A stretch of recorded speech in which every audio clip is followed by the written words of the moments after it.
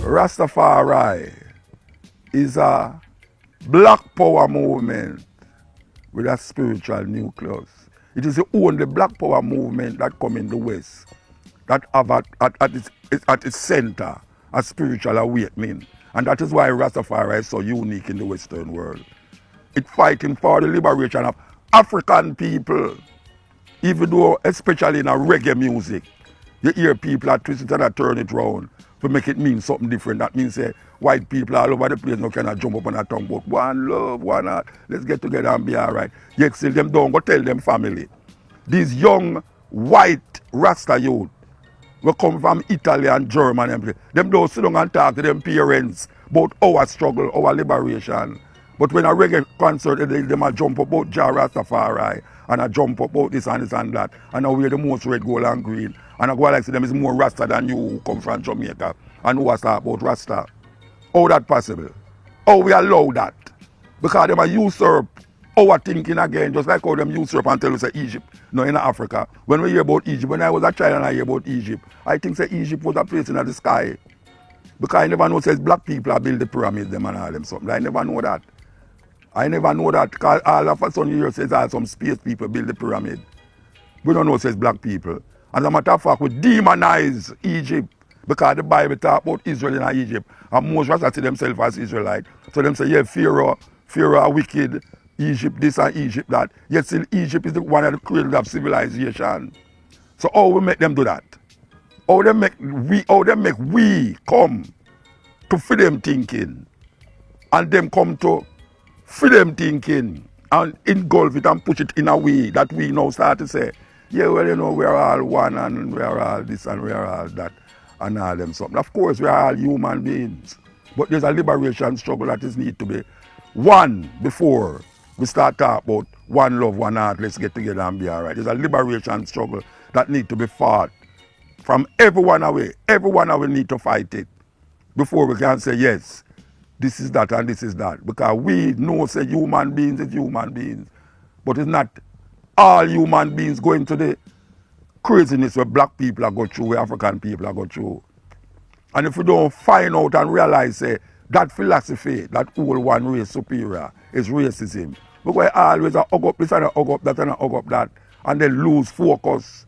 We're going to lose focus and sell out Africa again. And Rasta will talk about this and Rasta will talk about that.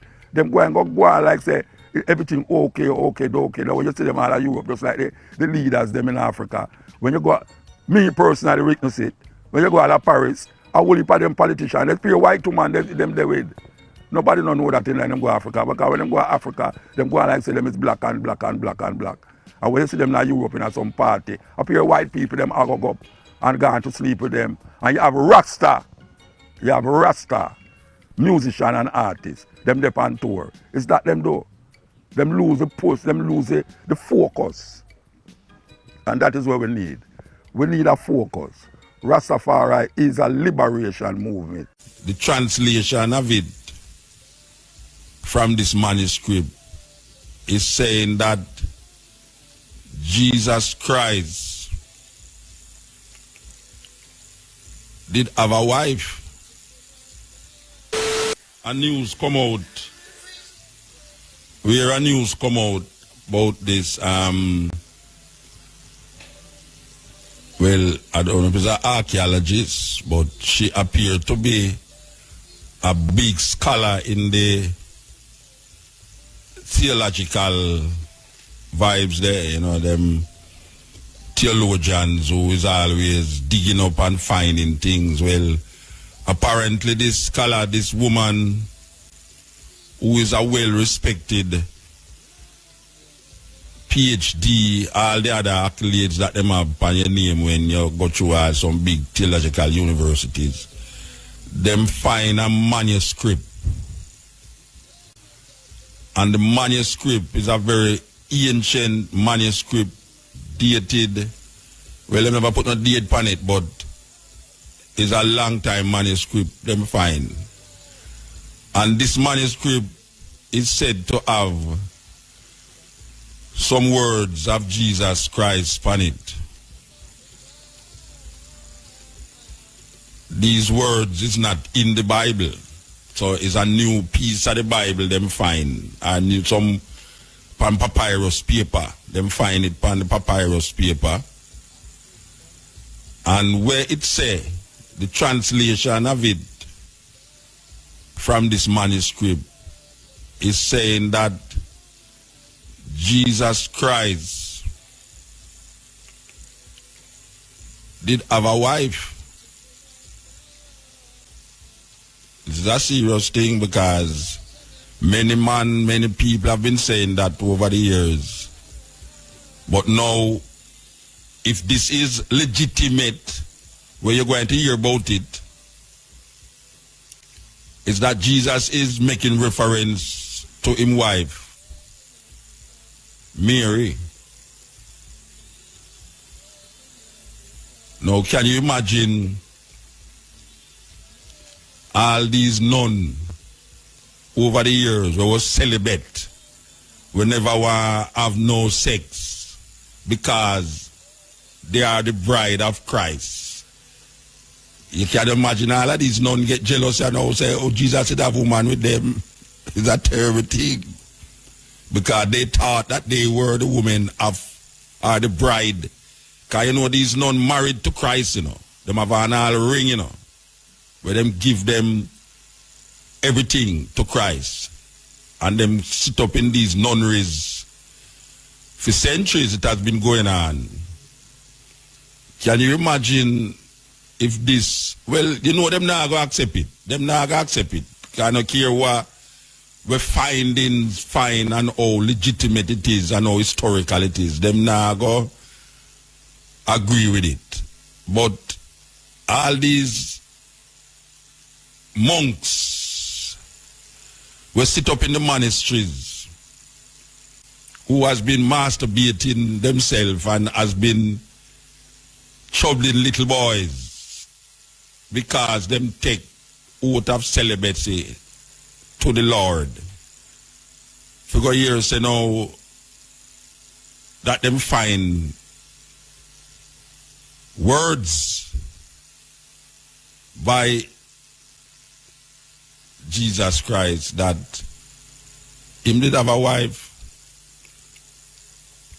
Now the Da Vinci Code, where did I go and kick up rumpus over a couple years ago, did state such. There is a movie named The Last Temptation of Jesus Christ, where it mentions such union between this woman that them call Mary of Magdala and Jesus Christ. And many other books have been written about the union between Mary and Jesus. My argument is that why is it that the Roman Catholic Church is so hung up on no sex? It's like sex is a sin from them time there until now. Them put a taboo upon sex. And we see sex as, I mean, the worst thing. It's a terrible thing, you know, because you have all a woman and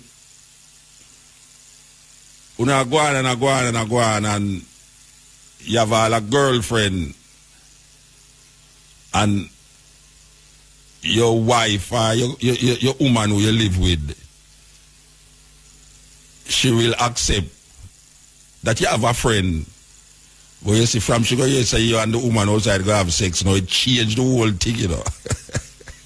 It changed the whole thing now. So you can't just have a friend and like the sex not coming right. And you have man who claims him love him woman, you know. Love her. And him say, yes, I know sex, you know, it's love, genuine love. And you see, if you remember what years she have sex with the next woman out there, I done him done with her. So love, sex stronger than love in the Western world where sex destroy people. Sex get you mad, and some people take sex with love. So it's a weird thing because the church started, the church create that evil thing around the sex. Them all claim say Eve first curse was the idea of she having pain in childbirth.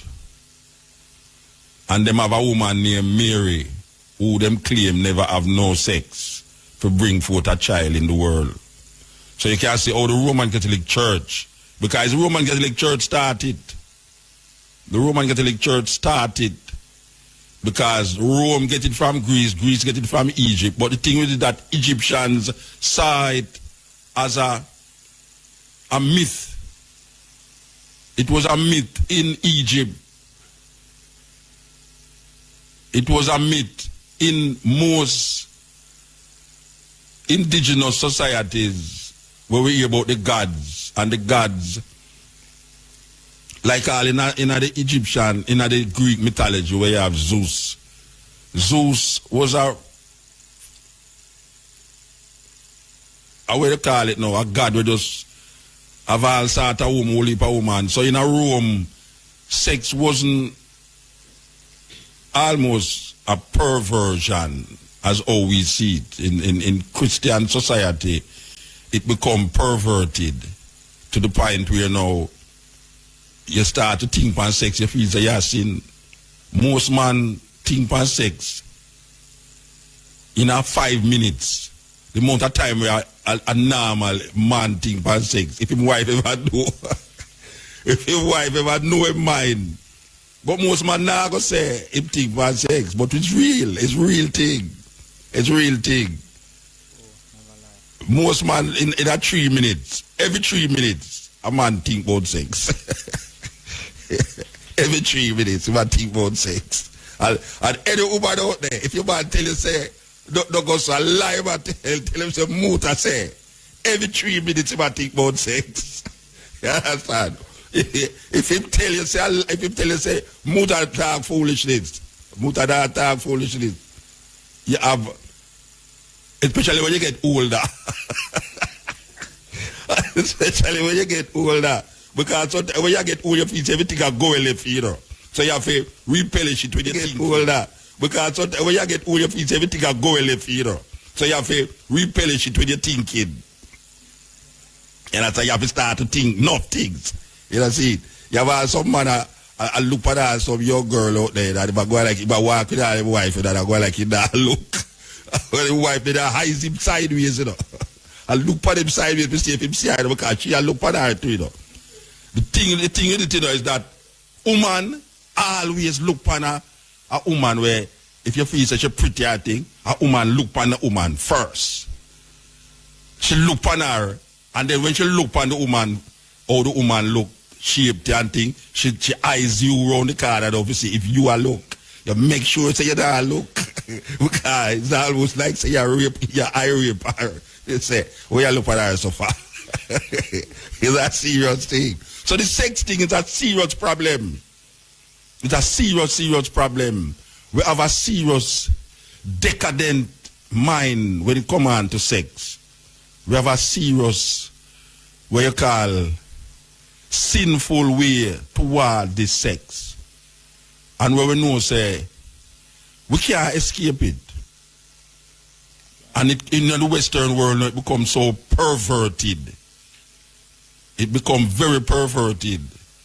And the Christian mindset even make it more perverted. Because the more you put stigma upon it, is the more you sin against it.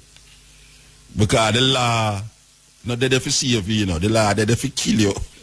Because law not come out of conscience, law come out of societal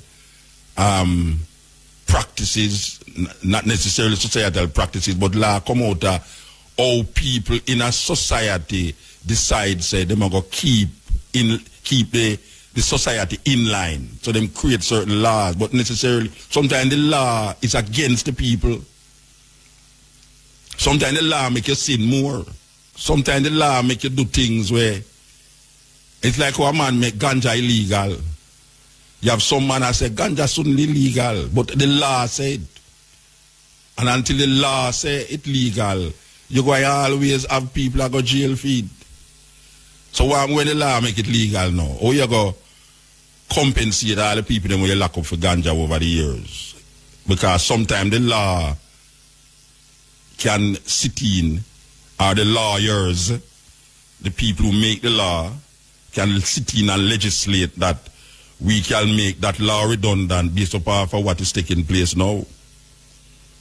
You understand? Just like how we read in the Bible that them say, if a man commit adultery, he must be put to death, just like a homosexual. But now, it's all right for be an adulterer in a Jamaica, but it's all right for be a homosexual. I don't know. You should have someone start stone some man, because the whole of we guilty of adultery. You know what I'm saying? So, you have a man now where him not say nothing wrong with adultery, you know, but him, God bless him would have kill him that stone a homosexual.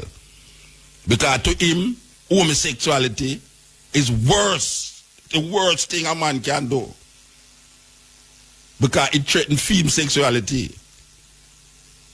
And the woman now, she can't take no recourse against it more than say, me I left you, you know, me I left you, and I truly pity them, me not left you already, you know, and I left something there. And the same Bible will tell us homosexuality, a man for dead because of homosexuality. The same Bible will tell us adultery for dead too. As a matter of fact, the Bible have a way if you all tell you, say, if you have a vineyard, you must plant certain food with next food. Yeah, serious thing. That's why all man take all oat against vine food. You have bubble them when I eat no vine food. Because number 6 tell you say you must drink no wine or nothing from the vine and all these things. So it's really a concept where man come up with in certain things. So the Roman Catholic have a monopoly for certain vibes and come on to Christianity. And them create these laws for make you sin. Yeah, you have societies now where it don't matter to them. You know, see, you have in Africa, polygamy. In Africa, polygamy is more accepted than homosexuality. In the West, homosexuality is more accepted than polygamy. As a matter of fact, to the USA newspaper poll, said that most Americans believe that polygamy is worse than homosexuality. Most Americans believe that polygamy is where a man have more than one wife. Monogamy is when a man have one wife or a woman have one husband. Polyandry is when a woman have more than one husband. And then now me I hear about a new one named polymony, where a couple is involved with more than one relationship and the whole of them agree with the whole heap of relationship where the whole of them have. So you have polygamy, where it's practiced in the most Eastern societies, including Africa. Like the president of South Africa, Zuma, he have 5 wives. He come here with one the other day. I don't know who might try to show off. But I know him have 5 wives, and everybody know him have 5 wives. Zuma, the president of South Africa, have 5 wives. And it's not unusual for a Zulu have 5 wives. In the Hebrew tradition, a man allowed to have like 7 wives. Me go to Cameroon, and me book a man, we have 72 wives. The man there is a madman. Definitely. Because 1 is enough for 2. I mean, you got away 3, 4, but when you got 72. The problem with him marriage, you know, is that, and it's a weird thing, because I see some things in Africa where it should have blown some people mind, you know. I see a man, I mean, I sit down with them and I reason with them, you know. The man married to the 2 sisters, them. Him have, you know, Jamaican people kind of classity, you know, and I go like say something. Because when you go to a country, Trust me, cousin and cousin, they're together, this and that, and family, this with the relationship, and all them something, and go like it not happening, you know. But the man have him two wife, them his sister. We book a next one where this is weird. Like the two of them, the two people them engage. But the arrangement is that before they married, the man can deal with who he want to deal with, and the woman can deal with who she want to deal with. But this when they're married now, they have to give a commitment to the marriage that way there. You're thinking at Jamaica, you could have got engaged that woman. And I tell her, I say, all right, like come here, not married yet. I can't go and deal with my whole-time girlfriend. Should that chopper have a figure with a ring for it? Believe you me, the engagement ring. But it's different strokes for different folks, you know. In different societies, certain things happen, certain things work, where you would have looked upon as weird. You understand? But it's not really weird to them. Like it's weird in America, especially in Jamaica, you know. I mean, the monogamous thing kind of stifling. Believe you me, monogamy kind of stifling. Consider and say most man is by nature polygamous, and you can't work out a polygamy there in a country where tell you say, boy, right now if you go married, one of married, bigamy that is an unlawful thing.